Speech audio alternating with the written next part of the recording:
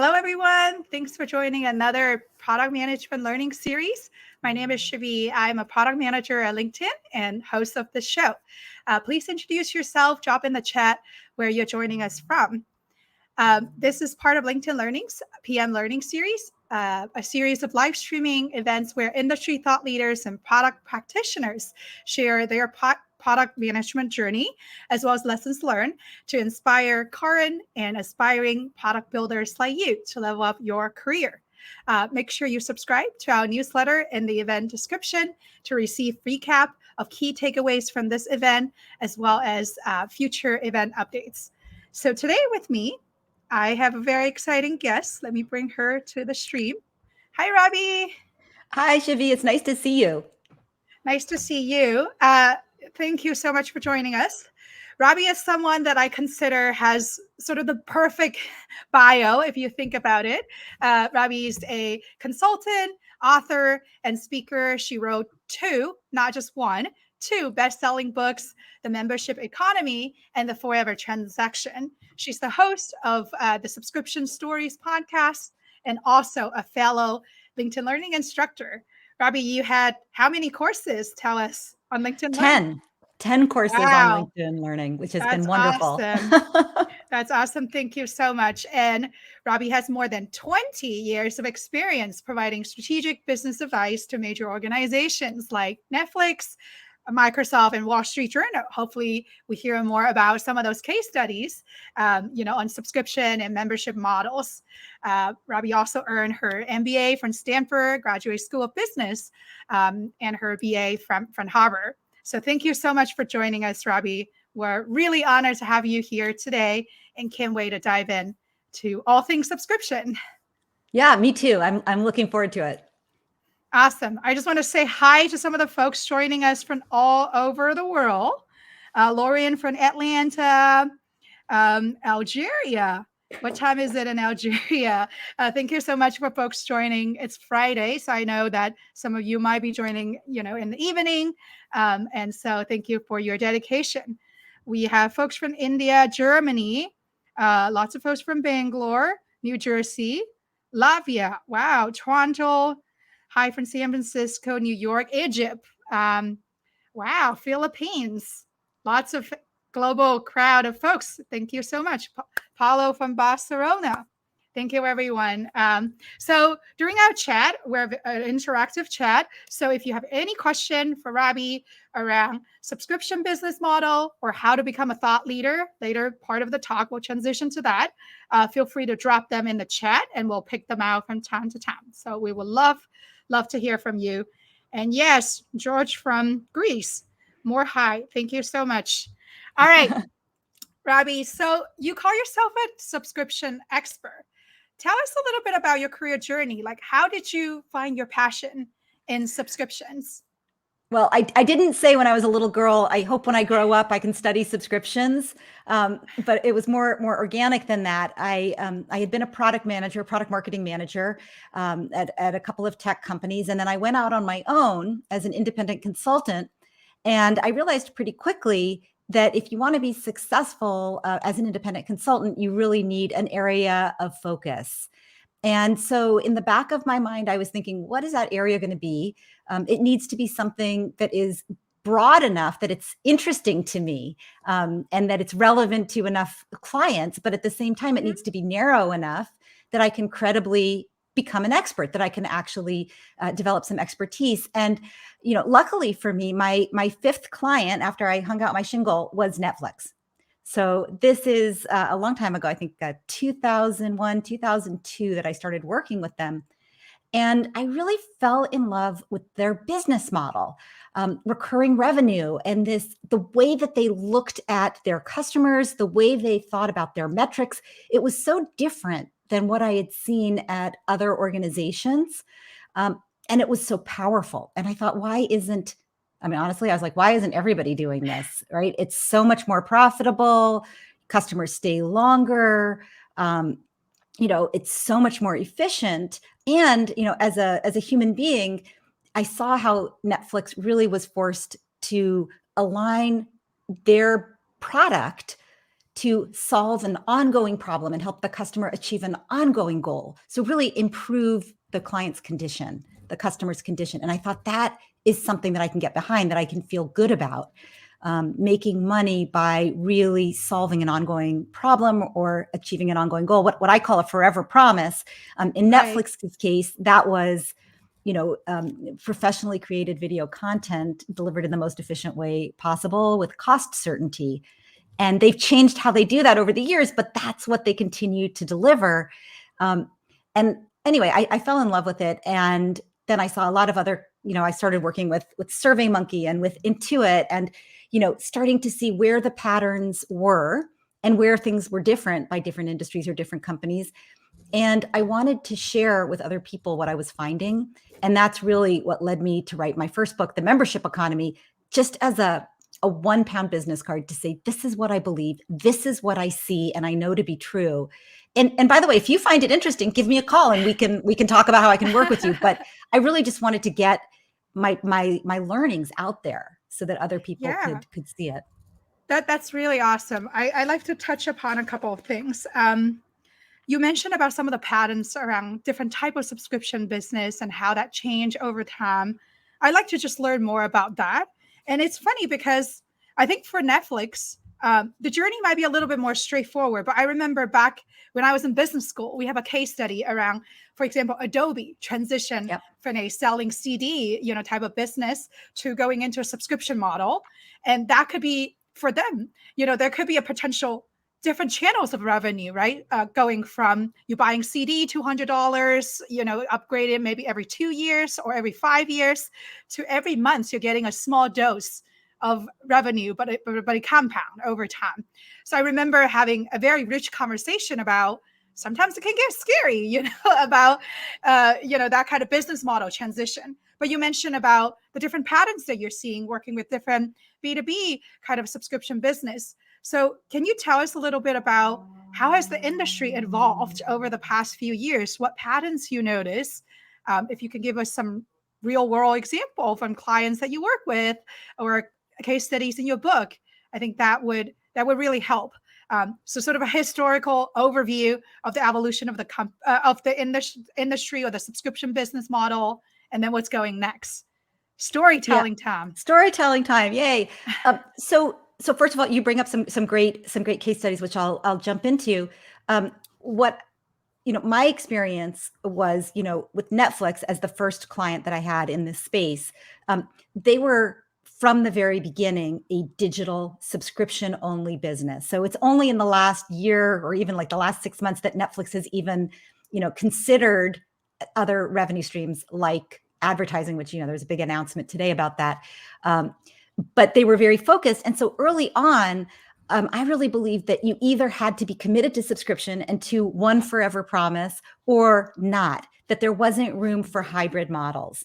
And I've really come to change my perception. And what I would say now is you can have multiple models, like Adobe did for some period, like Hulu does, like the Wall Street Journal does, where, you might be selling, pay per use or by the issue, but also having a subscription and maybe also having an advertising revenue stream.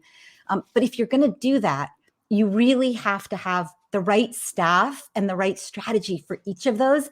And you also have to think about how those different revenue streams fit together. And that's complicated and hard. It's much easier to just have one model. So I'll give you an example of some different models. Intuit also went from packaged software like Adobe to subscription. They did it over a 10-year period. They had side-by-side options, so you could subscribe or you could own outright.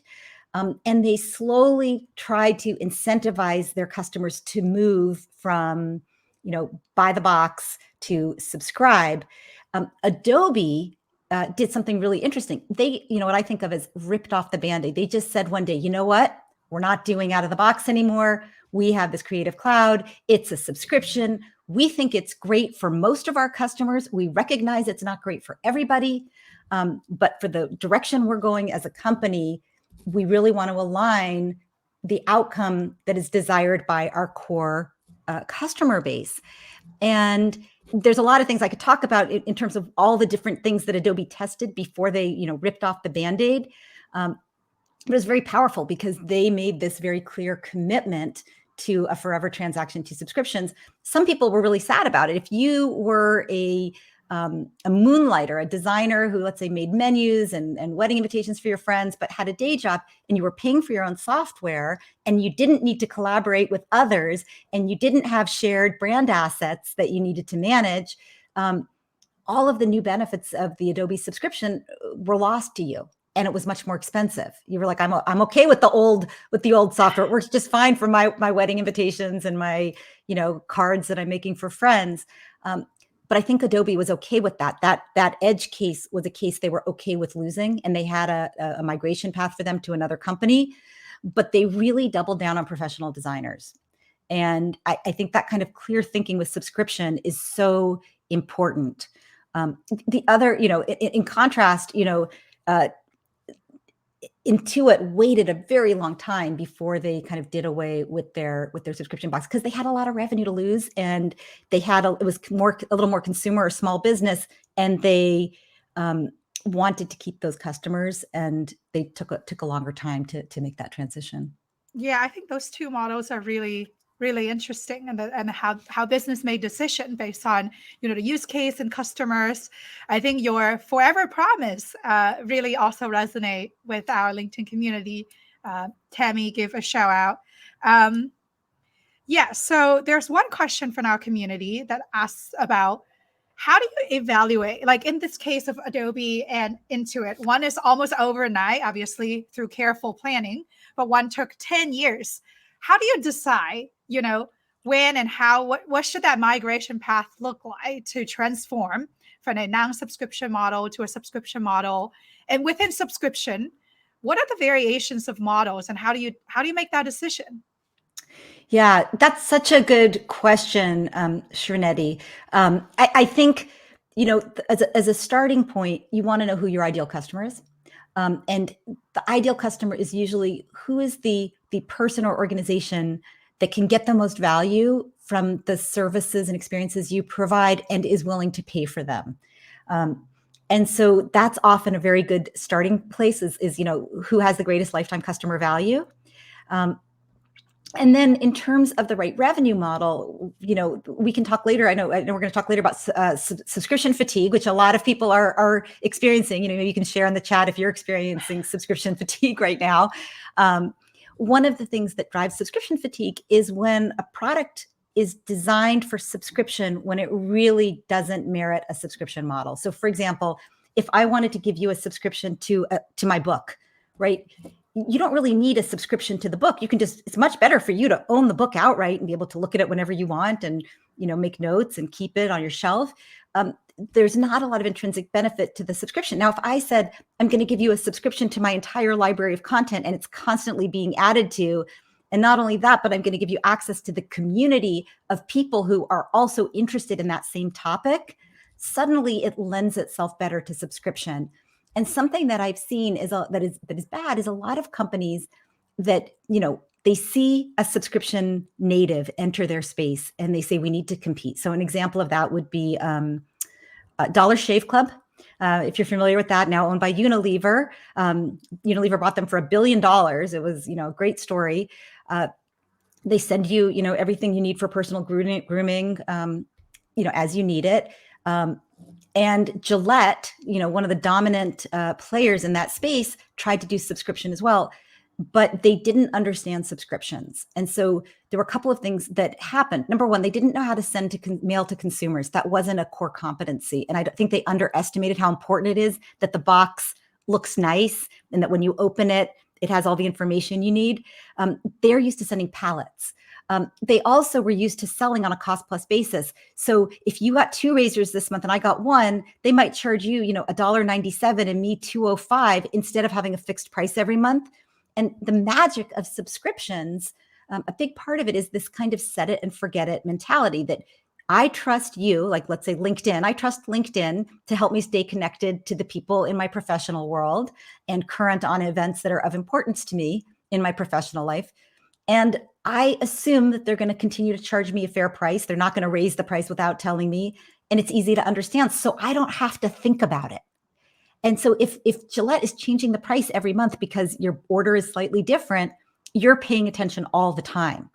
And so what happened is they ran into all of these issues that really prevented them from thriving. And I think a lot of people, during this period sort of looked at Dollar Shave Club and thought the thing that's awesome about Dollar Shave Club is their funny ads. And that's why they're doing so well.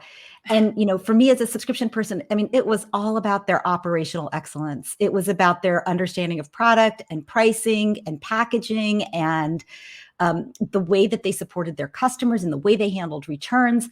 And I think some companies underestimate that transition. So, to answer the question, if you're not prepared to really change your model to subscription, and if you don't have an ongoing promise that you can make to your customers, they don't have an ongoing problem, I would stay away from it. I wouldn't do a subscription. Yeah, that's a good hindsight. I do have a couple questions from the community that asks about, first of all, people do resonate with a subscription fatigue. Sometimes they feel like if they own something like a book or a CD, it's much better off that way, having the physical product versus a subscription pack. I do have two follow-up questions, actually, all related to around subscription model applied to service provided by people. So maybe not necessarily a physical product. And then what is the best way to set up, a subscription model for services provided by people in terms of best practices, defining the plans, and yeah. Yeah.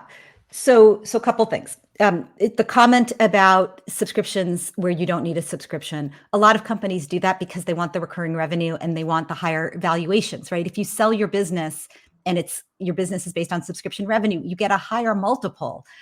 They pay more for your business than if you have transactional revenue. So a lot of companies just jump to the subscription, which is just a pricing decision instead of really rethinking the model and the product that justifies that subscription. In terms of how you would apply subscription thinking to professional services or an individual's expertise, there's tons of examples around that. It usually starts with what is the problem you're solving and for whom. So let's say that Shivi wants to start her own subscription, which I think would be a great idea. And it was all about people who want to develop as product managers, right? So the first thing is, what's your promise? I'm going to help you get and thrive get a job and thrive as a product management professional. So that's kind of the forever promise. And then what you do is you think about what are all the different ways I can layer in benefits to help to increase the likelihood that my members are going to achieve that goal of thriving in their career. So you might start and say, these live streams, these office hours, this is a great start. You might say, I'm going to keep a library of content. You might say, I'm going to coach people. I'm going to offer coaching services, one meeting a month, one-on-one, and a weekly group drop-in hours. And you start to layer in value. And I think somebody asked how many plans, this is what's up on the screen right now, how many plans should you offer? How do you think about that? And a lot of people come to me and they say, I'm going to do 3 plans because 3 is a good number. 3 is a good marketing number. Everybody else seems to have 3. You pick the one in the middle. It has like a line on it that says best offer, most popular offer. But I would actually encourage you to start with 1 offer. Because when you have 3 offers, unless you have 3 really distinct use cases or 3 really distinct customers, and you have to do it, what it does is you just end up, throwing stuff into the different buckets without any real idea of who it's for. Whereas if you start with 1 and you really optimize around your best members, number 1, you can really focus and do a good job. Number 2, your data is really clean because you only have 1 product. And so you can see what's happening. And number 3, as you work with that group, you can see your edge cases, your lighter or your heavier or your funky uses it in a different way group. And then you can add another tier. And one of the things, that's important to know about subscription offerings is the more complicated your offering is, the more different options you have. You can, this is your base price and you can add on these modules and you can, it's based per use and also how many people in your organization or how many people in your family. The more complicated it is, the harder it is for the customer to trust you, because what you're asking them to do is become an expert on your pricing. And what you're saying is, if you don't figure out the best way to get value from me, you're not going to get best value from me. You're going to end up either paying too much or getting too little value. So customer, keep your wits about you, because I'm not going to help you. Whereas a great subscription allows you to relax into it. And so I always encourage people, entrepreneurs starting out, just one subscription, and you can add the others later. That's great. And I also love how much the community asks very specific subscription related question. I think they're even more valuable and some of the honestly the generic question that we prepare, which is awesome. So let's share a couple more questions from George. What are some methods and metrics? Because you mentioned about first started out identifying the promise and the ideal customer profile persona. How do you know, or what kind of tests can you run? Maybe let's say when you are not a subscription model, now you're trying to figure out how to build one or become one. Who are the customer that will most likely to pay for a subscription versus a one-off service? Like, what's the best practice for finding out that, and then maybe creating that separation of like some people going into this one-off, sales versus a subscription model? Yeah, so it starts with their usage. And that's why, from a product perspective, it's so important to track engagement and usage, and to start with hypotheses. Who are these people? Why are they using it this way? Why does everybody use, TurboTax so heavily in March, right? And you start to learn that there are some people who use TurboTax in March and then don't use it the rest of the year. And there are other people that actually plan all year round and that are always thinking about their financial picture, maybe because they have a more complex financial picture, maybe because they don't have a professional advisor. And you can start to, you can look at the data and say, what are the outliers? Who are the heavier users, and try to figure out what's going on and what is different about the promise they wish that you made to them. That's a really good way to do it. A very simple starting point is to say who has the highest lifetime customer value, or even who has the highest annual revenue. Because another mistake that companies make is they say the people with the highest lifetime customer value are people that started working with us 30 years ago. And what that just means is that person made a habit. It's not that they're especially loyal or a heavy user. It's just they've never looked for alternatives since. And you might say, no, I want to look of my new customers who jumps in and starts using it heavily. Often, you can design a subscription around your edge cases, the ones who complain to you, the ones who are like, why don't you have 24-hour service? Or how come you don't have a concierge who helps me and gives me advice? How come, and I don't like the ads. How come you have ads? And you start to see like, oh, my best customers are asking for these additional features, which they seem to be willing to pay for. And that'll often kind of get you started to, pick your groups. I see George is asking specifically about online travel. So, in that case, you can focus on families who have their own set of special requests. You could focus on business travelers. You could focus on people going to, the Middle East or going to, Asia. There's a lot of ways to focus on who needs my help the most, and, developing the perfect bespoke solution for that group. And they in turn give you their ongoing loyalty. That's awesome. I love the example around family and business travelers. I think I can see a subscription model or a need for a subscription model in those use cases. We have two more questions.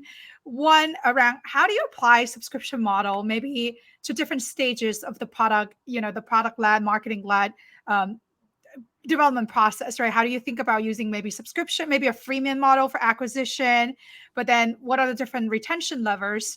You mentioned usage is really important when it comes to deciding whether it should be a subscription model or not. So what are some thinkings around how to apply subscription across the different stages? Yeah, it's a really great question, Madhavi, because I think a lot of so I'll tell you a funny story. Okay, I was working with this company in Europe, and they were a streaming company, and they had the rights to the biggest sports match of the year. And so their advertising, their marketing was subscribe with us and get access to the biggest sports event of the year. So you can imagine what happened, right? Everybody signed up for the 2-week trial, watched the biggest sports event of the year, and canceled. And the company came to me and they said, when they originally called me, they said, the problem is our retention team is terrible because everybody comes for the 2-week free trial and cancels, and our retention team is not able to engage them and keep them. And what we discussed and what we worked on was there's actually a connection between marketing and product, between sales and product, between the customer success or customer support team and product, and that everybody needs to kind of think through the whole journey. And onboarding is really important. Disney, excuse me. Disney did a great job of this.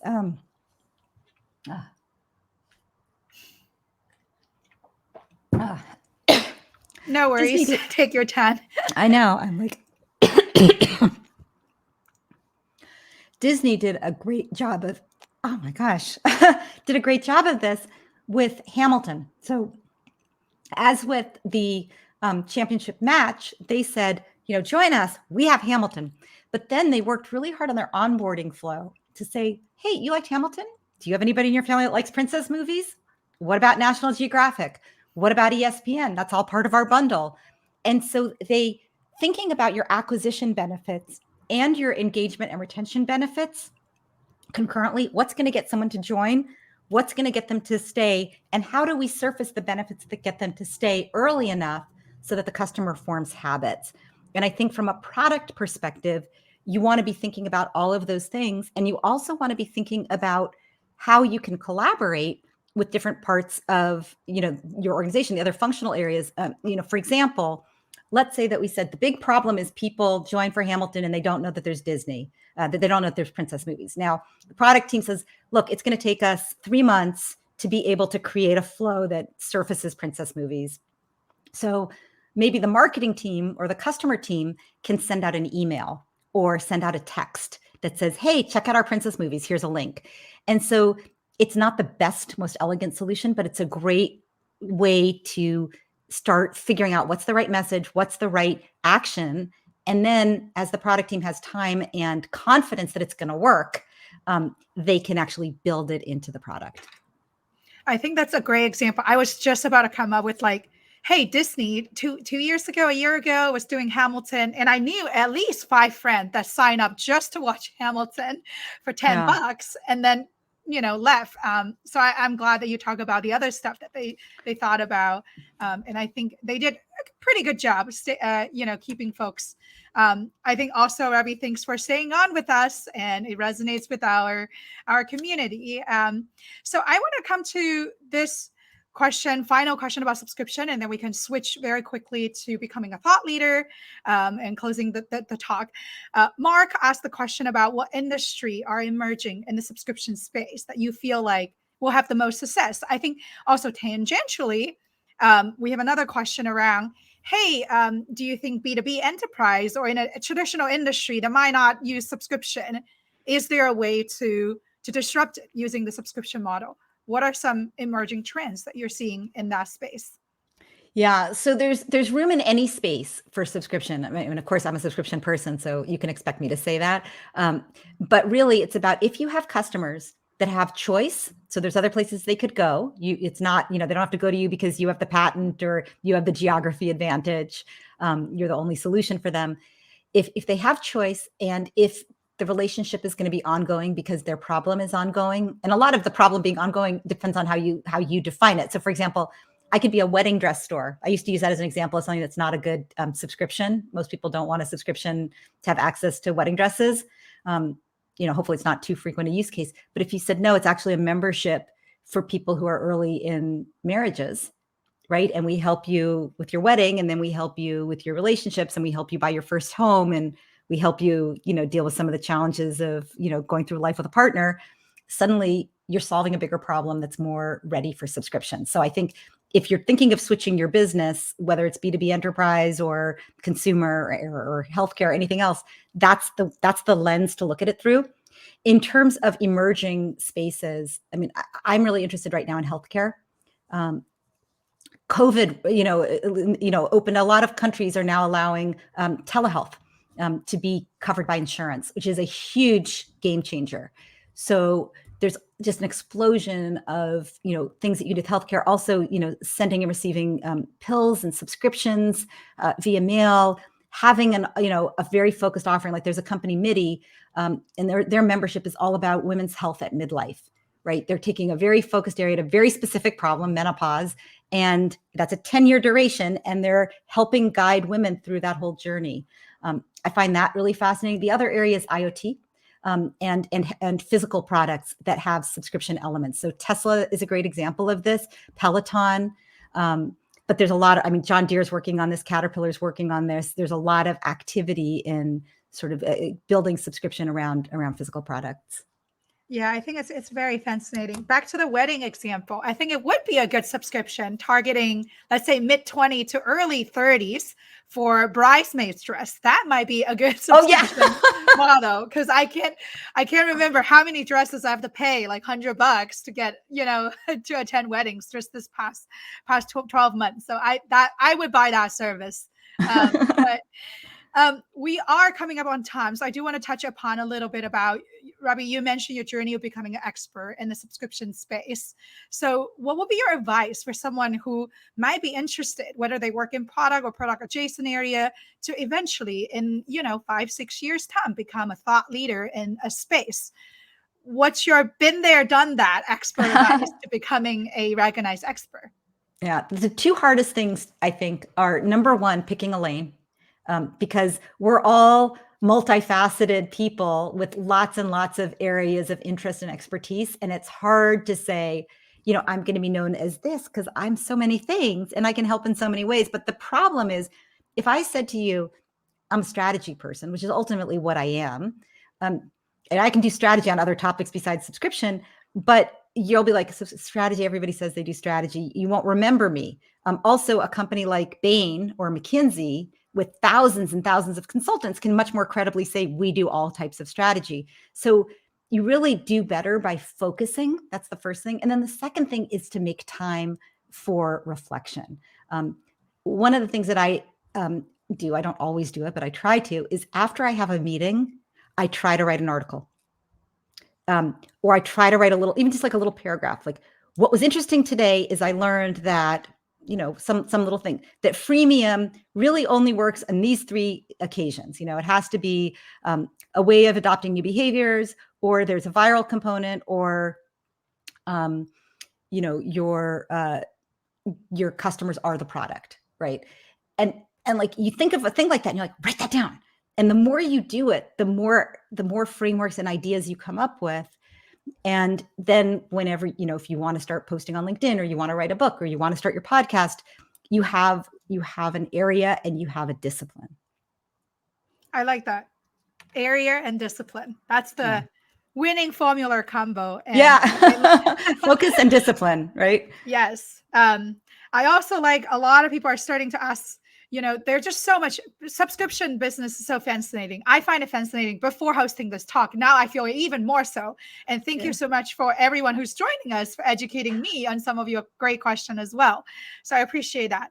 We're coming up on time, Robbie, but we do have a lightning round of a question, which we ask all hosts and guests at the end of the session.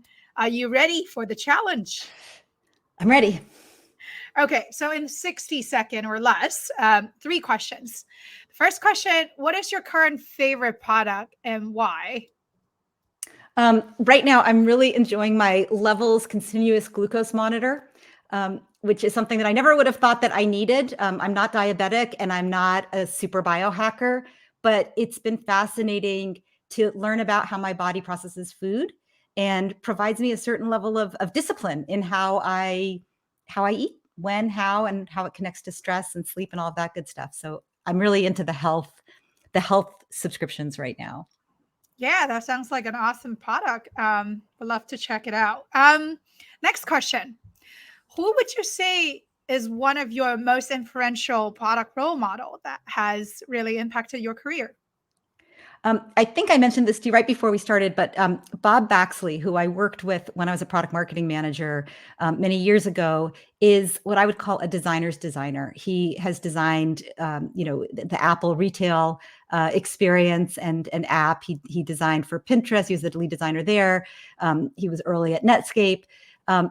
And he's somebody that really helped me understand that there's a difference between a good product and a bad product, the same way there's a difference between a good book and a badly written book, that you can sort of see the fingerprints of the product team on the product.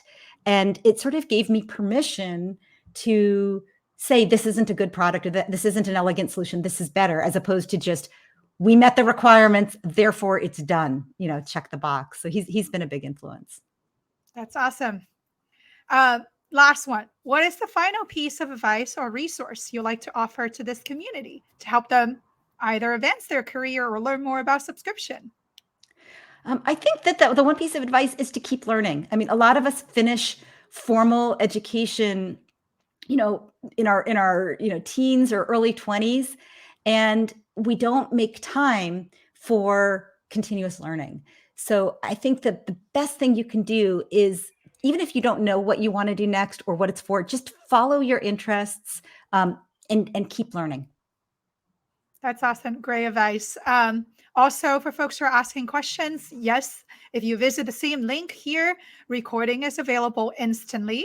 And make sure you subscribe to our newsletter, because you'll have a written form of a recap of key takeaways from this session. And thank you so much, Robbie, for your time. It has really, really resonated with the community. Robbie says, great content. Thank you. This is great. Thank you so much for everything. It was so insightful. Just full of love.